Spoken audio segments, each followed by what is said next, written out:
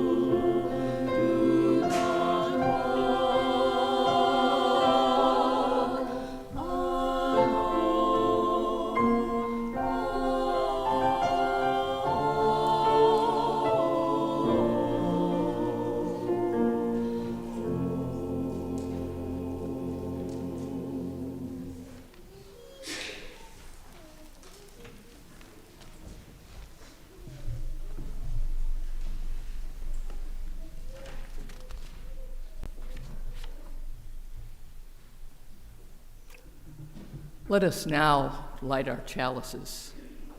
If you have a home chalice, those of you watching from your couch or your kitchen or wherever you are, please light it as we light ours here in the sanctuary.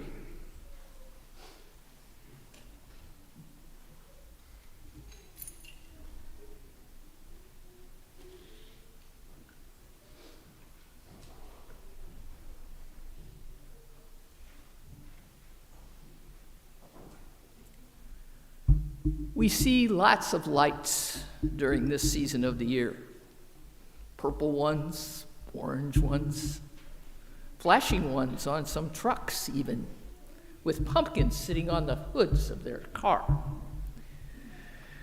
Yellow ones, green ones, white ones, lots and lots of lights.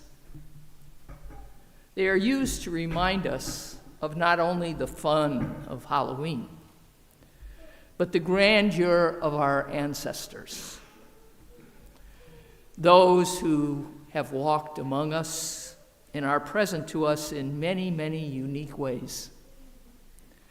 May our lit chalice this day speak to us of the memories and the wisdom that each of our ancestors has shared and given to us to carry. Our opening hymn is hymn number 1001 in the turquoise hymnal, Breaths. Please rise in body or in spirit, wherever you are and here in the sanctuary. This is a hymn we don't sing very often, so we're going to teach it to you very quickly. It is a multiple page hymn, so we have to go to the end and turn back a couple times. You see 3 systems down on the first page. There's that double line with dots in front of it. That's the chord repeat. That's where we go back to. That's the refrain. So if you get lost and know where we are, we're probably there. Here's what it sounds like, and before I will sing for you in just a second.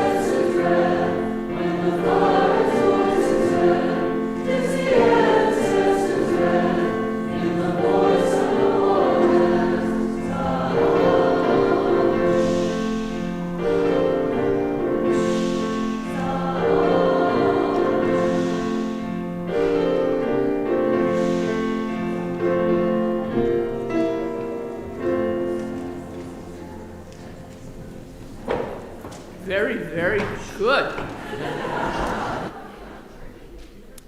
Please join me now in speaking our words of affirmation, our covenant, as printed in your order of worship. Love is the spirit of this church, and service is its law. This is our great covenant, to dwell together in peace, to seek the truth in love, and to help one another. Please be seated.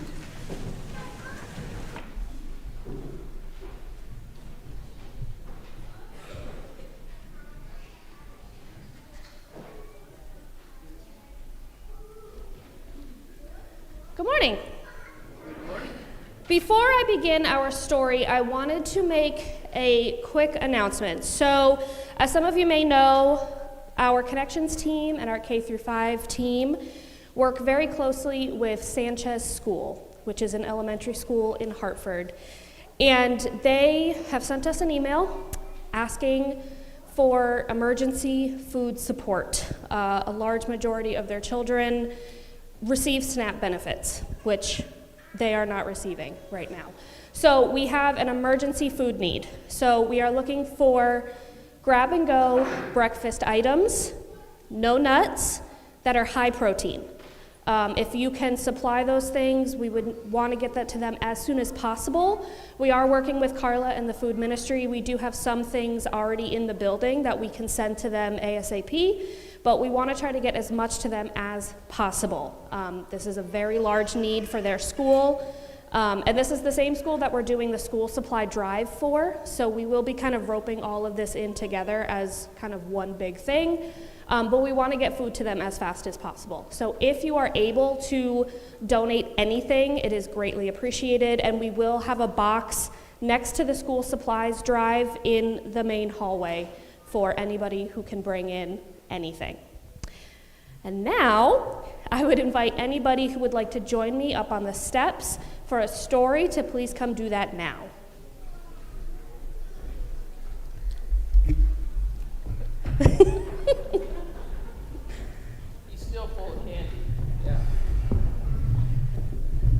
I think a lot of you are still full of candy. Same. Here, let's make sure we scooch back a little bit so everyone can see the book. Here, let's scooch that way a little bit so everyone can see the book. Here. Oh, hold on, we need to stay on our bottom so everyone can see. On our bottom so everyone can see. All right, on our bottom so everyone can see. All right. So, who can tell me what big holiday we just celebrated?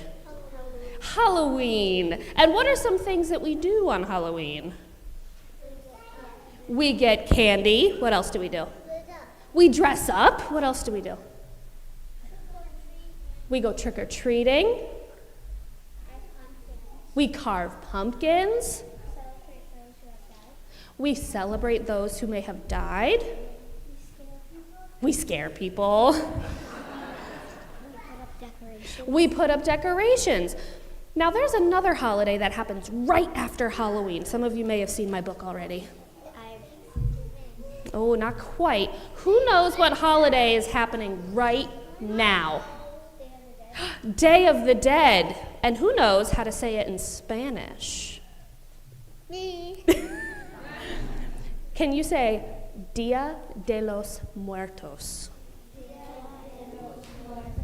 Now, that is a holiday that is celebrated in Mexico and by people in America who are Mexican American. And we are going to learn about that holiday today, but let's make sure we're all on our bottoms so everyone can see. I'll show the pictures, I promise.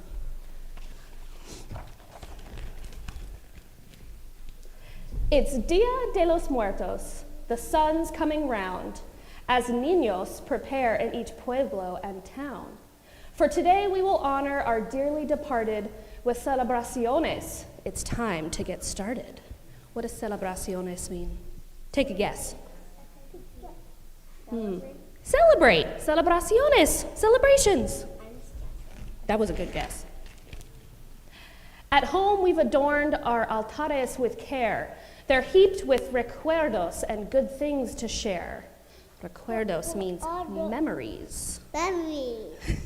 Sit down. Thank you. Sit down. Sweet calaveras, so sugary white, they give toothy smiles, but never a fright. Calaveras means skulls. A black and white photo of Grandpa Padilla, who's riding on horseback, just like Pancho Villa. And toys for remembering small angelitos. A train and a dollhouse are both favoritos. Angelitos means little ones, little angels. Yes, that is a train. Sit down. We have two things. Sit down. Then off to the graveyard we head with ofrendas and colorful blankets to make meriendas. Ofrendas means offering, and meriendas is like a picnic. We carry incienso and velas to burn that will guide us spirits back for their yearly return. No, thank you, please sit down. I might fall off. And bursts of calendulas, fragrant and bright, the color of sunsets and gold candlelight. A path of petalos will help lead our guest to pillows and blankets for taking a rest. What Yeah, person yeah. They're cleaning it, making it nice and pretty. can touch me? Above, we hang streamers of papel picado that wave in the breeze like a rainbow pintado. We giggle at paper-cut banners we like, esqueletos riding a horse cart or bike. Esqueletos means skeleton. We share in the foods that our guests love to eat, fresh fruit and tamales, a holiday treat. And clay pots of grandmother's fresh chicken stew with mugs of atole, a chocolatey brew. But everyone's favorite is sugary bread, called pan de muerto, with bones of the dead, that offers our travelers a much-needed snack from the weary viaje that brought them all back. Please sit down. Too much sugar. Then after our lunch comes the part we love most, putting on makeup to dress like a ghost.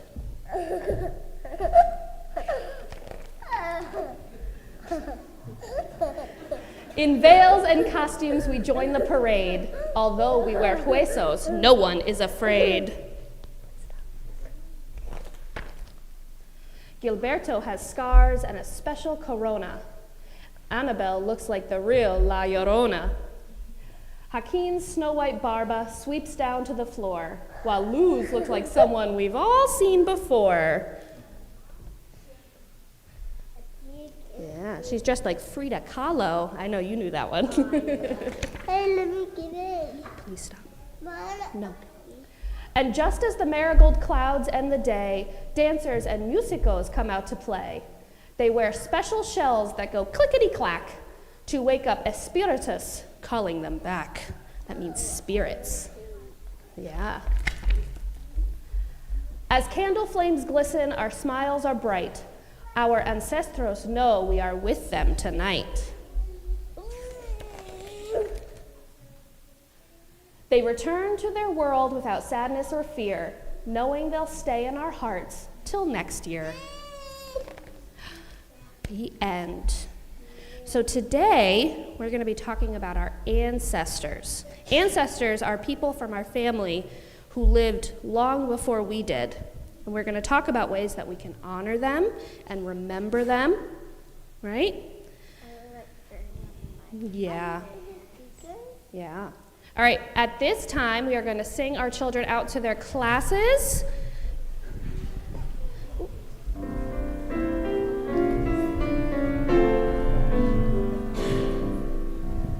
Careful. My feet fell asleep.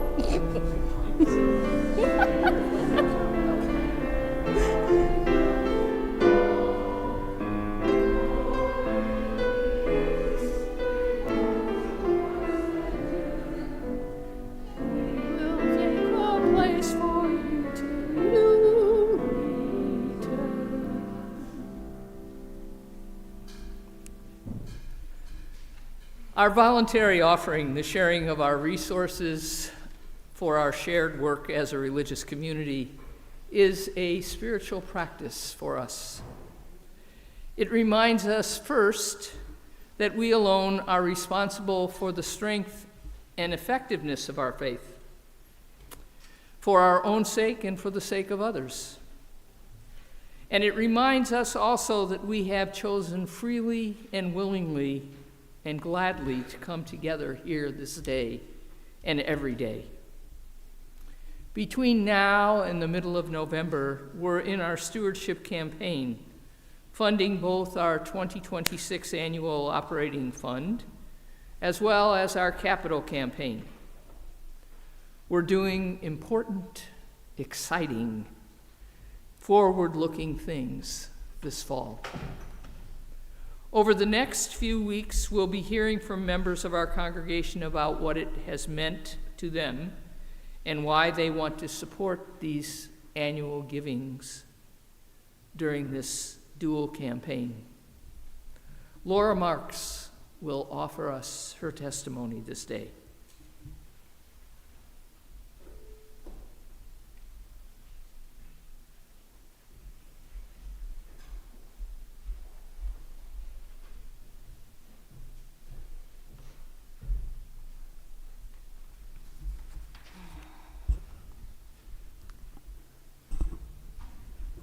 Good morning. So I joined the church, I think, in 1997 after I attended a youth Sunday service. I was newly married, and although I was brought up as a Unitarian, I had pretty much rejected any kind of organized religion as a young adult. However, my husband and I had purchased our house on Fern Street just a few years earlier, and the coincidence that this house just happened to be within walking distance of a UU church was not lost on me. So I decided to check it out, and I attended the church a few times without committing to it. The Universalist Church of West Hartford was nothing like the Montclair, New Jersey church I had grown up in during the 70s and the 80s. There was a feeling of organization and community to the West Hartford church that I hadn't experienced in the church of my youth. Maybe it was my maturity, maybe it was the times. For those of you that remember the late 70s, you can totally understand what I'm talking about. I found myself wanting to go back for more each time I attended, and I pondered what I had listened to from the pulpit for weeks. When I did finally join the church, it was the youth Sunday service that had sealed the deal. I wanted to raise kids like the ones I saw on the stage, the ones who were free thinkers, open to possibilities, supportive of one another, and genuinely curious about their purpose in the world. Over the years, I became more invested in the church as my family grew. I taught Sunday school for over 15 years with many different church members, sat on search committees for religious education leaders, led intergenerational classes for church members, and I currently serve on the Connections team, bridging our children to their community through meaningful service projects. These experiences have enriched my life in ways I couldn't have imagined. I have developed some of my deepest friendships through the church. All three of my children were engaged in religious education at this church from kindergarten through high school, some more enthusiastically than others, but I firmly believe that their experience in this church helped to shape the curious and open-minded young adults that they are today. Nothing warms my heart like hearing my 24-year-old son whisper to me on Christmas Eve, "Will we be able to make it in church in time for the candlelight service?" so he can reunite with his youth group friends. The church continues to be a source of support and inspiration for me as I age and navigate this difficult world. It's a place that I've come to call home, a place that I feel welcome and accepted, and a place that fills me with comfort when I walk into the sanctuary and I feel at peace.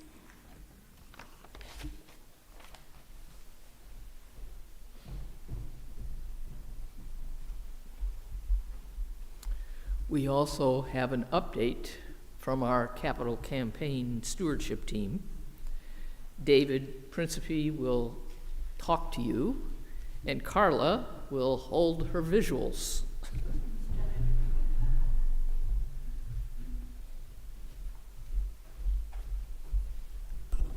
Good morning.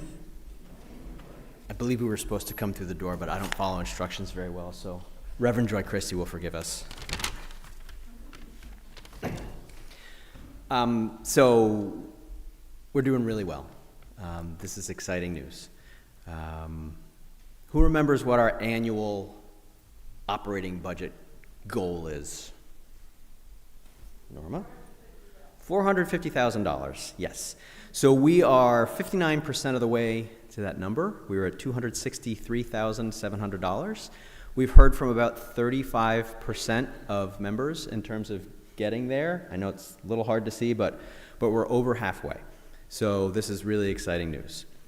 Who remembers what our capital campaign goal is? Winston? 1.7 million, and we are at $1,077,400, which is about 63% of the way towards our goal. So just to put that in perspective, we've funded repairing and replacing the parking lot, and we've probably funded the HVAC project at this point. So we're really doing a great job. And again, we've heard from about 35% of households. The stewardship visits are ongoing, and so Carla and I were talking about that this morning. She said, 35%? I said, I'm not worried about that.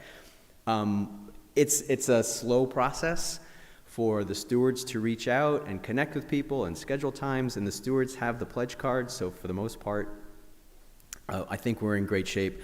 Just as a reminder, we've got 28 volunteer stewards who are meeting with about 160 different households. So my hat is off again to our volunteer stewards. And those meetings have been going really well. A lot of people have just talked about meeting new people, making new connections. It's really been a nice source of fellowship, in addition to stewardship, but primarily fellowship. So again, we're doing really well. Thank you all who have participated in those meetings and made your pledges. If you haven't heard from a volunteer steward yet, please raise your hand, reach out to me or others, and we will make sure that someone gets in touch with you. And if you can't have a meeting, that's okay too. We can get a pledge card in your hands. So thank you all very much.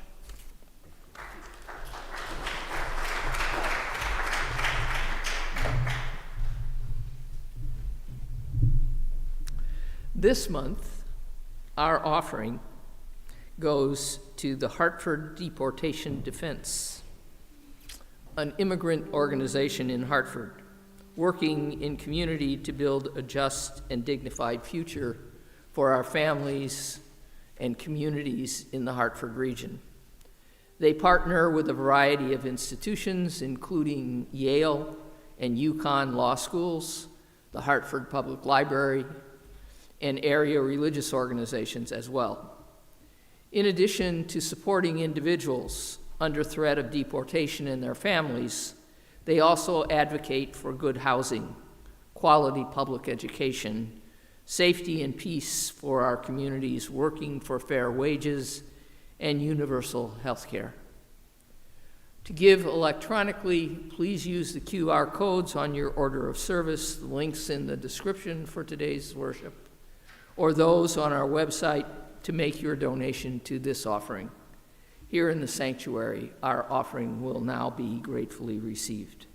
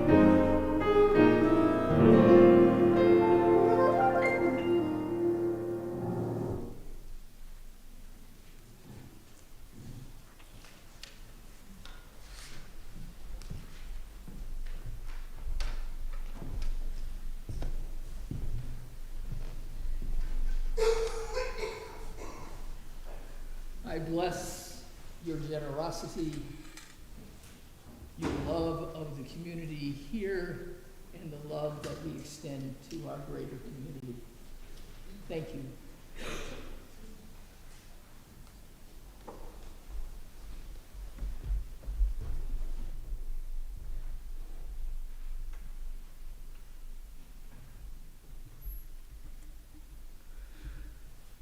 Please join me now in reading our congregational reading, number 568 in the gray hymnal.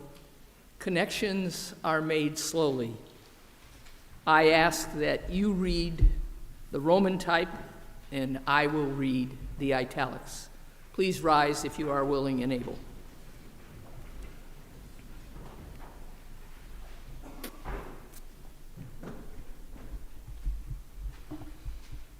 Connections are made slowly.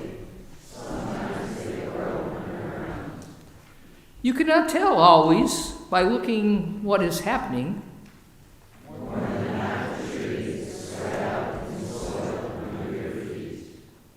Penetrate quietly as the earthworm that blows no trumpet.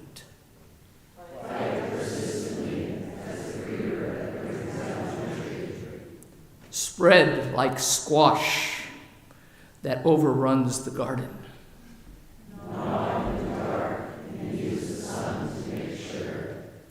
Weave real connections, create real nodes, build real houses.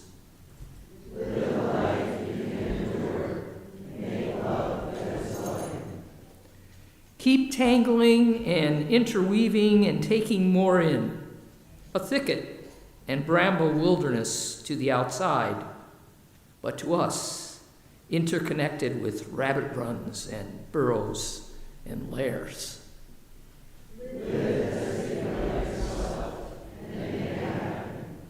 Reach out. Keep reaching out. Keep bringing in.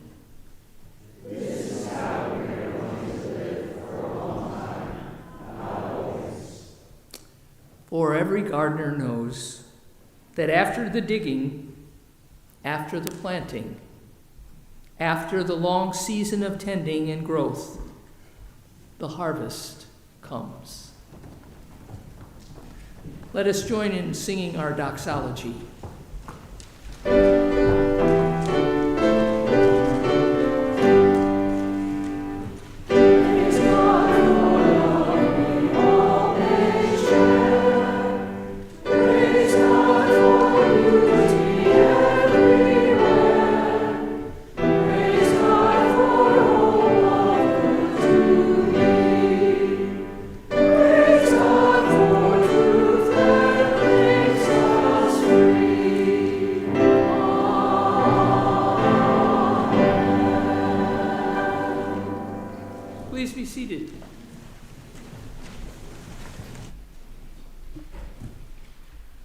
As we continue to celebrate our community, let us also hold in our thoughts and prayers those who have asked for our continued support and compassionate care. Sadly, I share the death of Diane Carter. She lived in the community of Avery Heights for over 11 years, but was a member of this congregation before that, and died there on Friday, October 24th. Her son David shared these words as we prepared for her burial yesterday. David said, I do remember that Mom found great peace and purpose from her involvement with your church. Diane was buried at Riverside Cemetery in Windsor yesterday morning at 11 o'clock. Outside our immediate community, let us hold all the families that have been affected by Hurricane Melissa in the Caribbean. The winds, which topped 185 miles per hour, have caused incredible damage to all the island nations, and especially to their peoples. Please join me now in a moment of silence as you hold your specific desires, wishes in our silence together.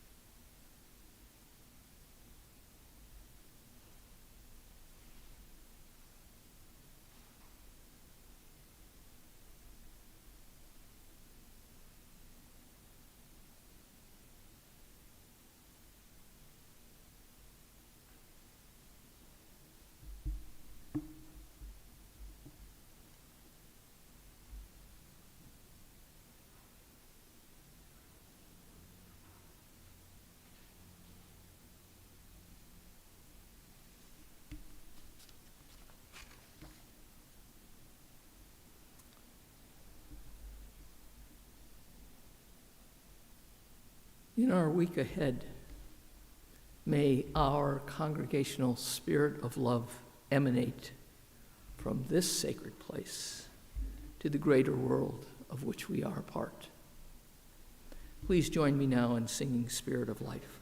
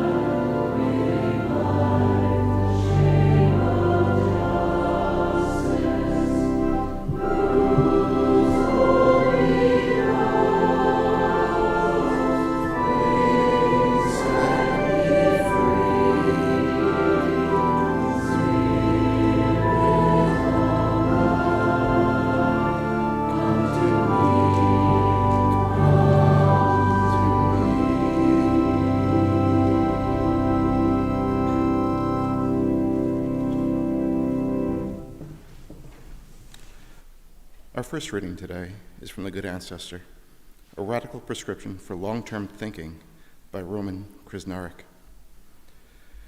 We are the inheritors of the gifts from the past.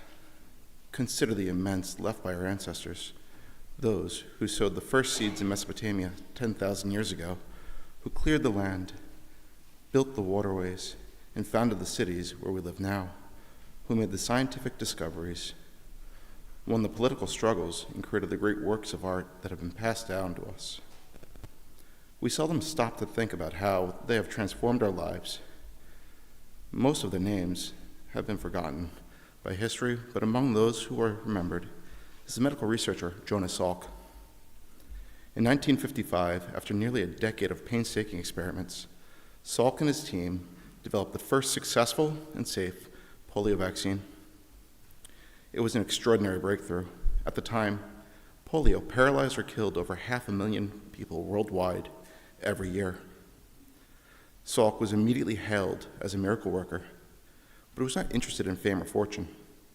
His ambition was to be of some help to humankind and to leave a positive legacy for future generations. In later years, Salk expressed his philosophy of life in a single question: are we being good ancestors?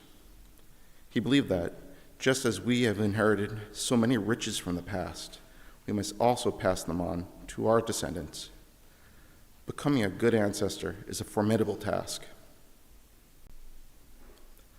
Our second reading is from the Wisdom of the Elders, honoring sacred native visions of nature by David Suzuki and Peter Knudsen, editors. The section titled Life Goes On Without End, from the North American Arctic Barren Grounds Inuit. The Inuit live upon the vast expanse of the windswept, treeless tundra of north-central Canada, nature's backdrop for the great caribou migrations upon which they traditionally have relied. Especially during the long, dark months of the Arctic winter, they lift their eyes to the star-studded sky dome overhead. The heavens, high above, they say, are the sacred abode of the mighty spirit. The Anatkut, wise ones, say that it is a woman. To this place in the skies, and to this potent feminine spirit, the souls of all who die are conveyed. To these Arctic peoples, the soul embodies the very essence of each form of life. They envision the soul as a tiny being, a minute version of the creature that it animates and transforms. Thus, the soul of a human being is a tiny human being. The soul of a caribou is a tiny caribou, and that of a seal, a tiny seal. At death, the soul is not extinguished. It lives on to surface again in another organism, investing it with a sacred spark of vitality and consciousness.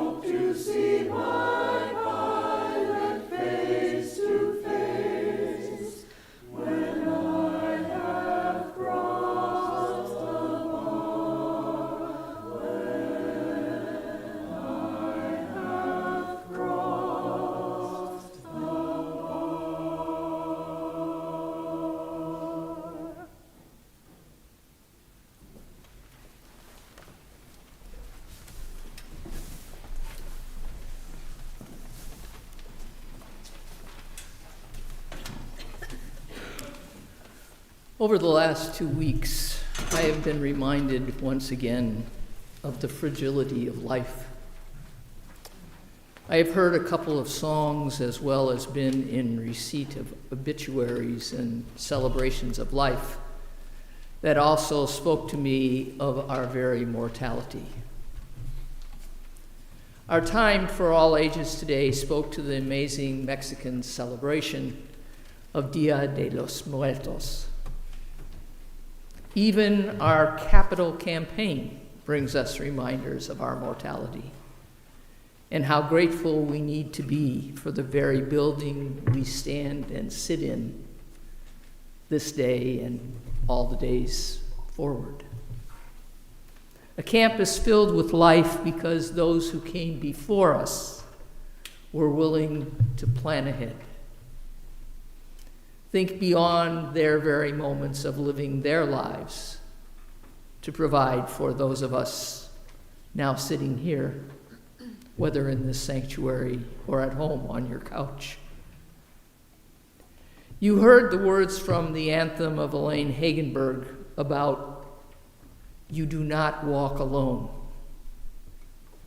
This was a musical piece that was played 2 weeks ago in Asheville, North Carolina, where 3 congregations joined together to have a musical celebration of a year's time since their flood and rebuilding. It's a musical piece that Elaine wrote to hearken the wonders of the Ireland lands and their belief in sprites and spirits of the wee people, the tiny ones. They have little houses in front of their big houses for the wee people. And they hold those beliefs and that wonder of the wee people safely and in high honor. All aspects of today's service have been focused on the wisdom of our ancestors, the lessons they have shared with us, the unending generosity that they provided, so that we can learn how to love more deeply, care more willingly, and build our community more compassionately and inclusively. Our ancestors have challenged us to be all we can be. That's just not a Marine slogan. The major question our ancestors pose to us is, are we willing to meet the kind of challenge they met before us so that we can leave a legacy behind us? One of the songs I did hear in the last 2 weeks was "Light One Candle" by Peter, Paul, and Mary. Now that tells you how old I am. Its verses resonate with this time on our planet, as they did during the 60s. A couple of verses you might want to contemplate read thus: "Light one candle for the strength that we need to never become our own foe. And light one candle for those who are suffering pain we learned so long ago. Light one candle for all we believe in. Let anger not tear us apart. Light one candle to bind us together with peace as a song in our heart." And the chorus that caused crowds of people during the 60s to sing in the streets, by the way, reads thus: "Don't let the candle go out. It's lasted for so many years. Don't let the light go out. Let it shine through our love and our tears."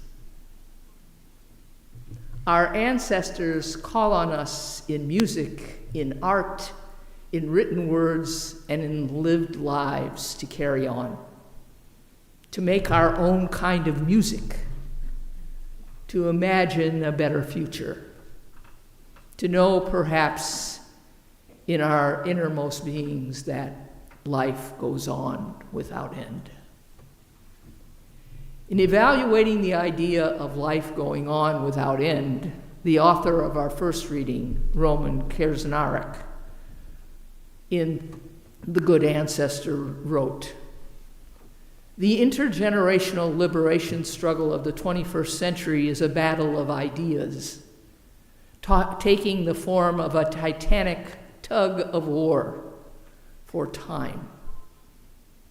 On one side, 6 drivers of short-termism threaten to drag us over the edge of civilization. On the other side, 6 ways to think long are drawing us toward a future for humankind, one of responsibility. I have made copies of the diagram of the 2 sides of the tugging rope. They're in your pew at one end. I give them to you so you can examine them and discover for yourself where you think you reside, on which side of the tug of war, or in the middle, or wherever." The author writes, as he examines both sides, this: "Contrary to public opinion, long-term thinking may be one of the greatest unsung talents of our human species. The capacity to think and plan over long time spans is wired into our brains and has enabled monumental feats. Our ancestors have accomplished those feats, and their very histories speak to what we may need to also accomplish to pass this civilization on to the next generations. On this, the weekend of ancestors, in costumes, in bonfires, in prison blocks, in hospital rooms, in the midst of rubble from a historic hurricane, and in quiet, remote cabins, may we join with our ancestors. May we recognize that, as Alice Walker noted, we are the ones we've been waiting for, and move into the light, not allowing it to go out or be extinguished, even when our vision may be blurred or even blinded for a bit. May we be willing, as March Piercy noted, to weave real connections, create real nodes, build real houses, live lives that can endure, and make love that is loving. May the harvests of this time of the ancestors bless each of us and help us keep love as the spirit of this community. And may we always allow that spirit to be vibrant and present. May it be so, and blessed be. Please join now in singing our closing hymn, hymn number 102, "We Are the Heirs of Many Ages."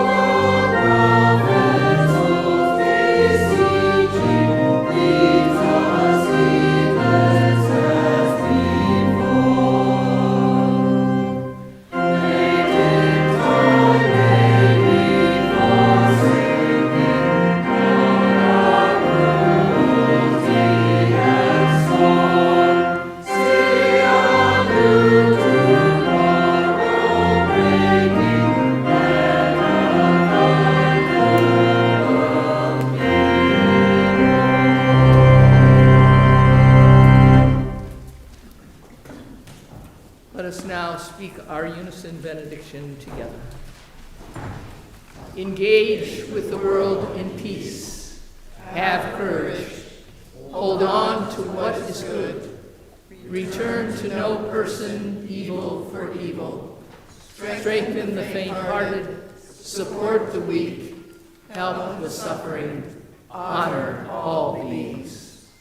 Please remain seated for our postlude.